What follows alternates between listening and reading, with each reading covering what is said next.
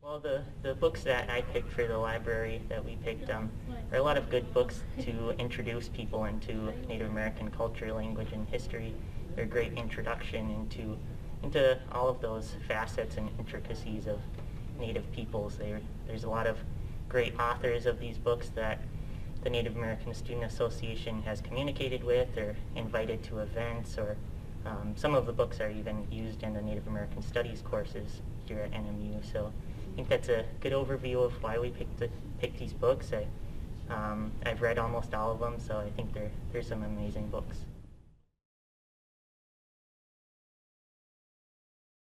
I think the themes that I wanted to cover, actually, I'll grab Res Life by David Troyer here, and then this other book. So the themes that I wanted to introduce are just giving an insight to Native peoples and the intricacies.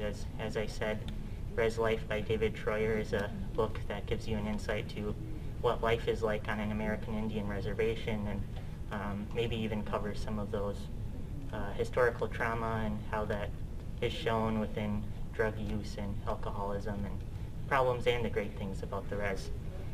The second book by Anton Troyer, Everything You Wanted to Know About Indians But Were Afraid to Ask. I think the title is self-explanatory on what it's about. It's a great introduction into Native peoples and challenges you to think about those assumptions and thoughts you've had before, and allows you to have a great insight, basically.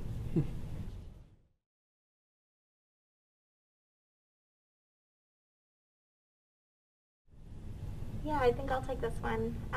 We have a couple of poetry anthologies, one by Denise Sweet, and another one that really feature contemporary Native American voices. And I think a lot of times when people think of Native Americans, they think of us in the past as something that was, not is.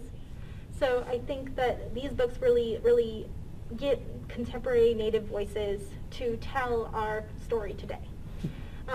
Also, things like this children's book, Bow Wow Powwow.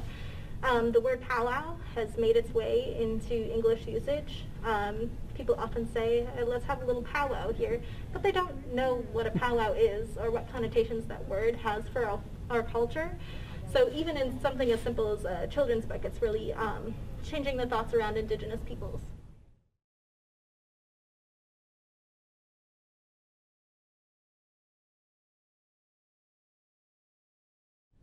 Here's another book that I'd like to highlight for sure, is Red Power Rising. This is used in the Native American Studies community engagement class, and it's about the National Indian Youth Council and the origins of Native activism. So it focuses on this student group, actually, and their activism behind their group, and they're all college students, so I think it could be really inspirational behind, or for some college students. And it's a great inspiration for the Native American Student Association, because they created a really great organization, one of the second oldest American Indian organizations, called the National Indian Youth Council.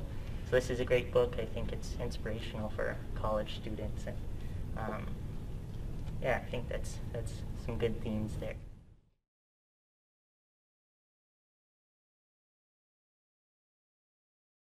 I think all the books as a whole, there's some pretty amazing authors within these books.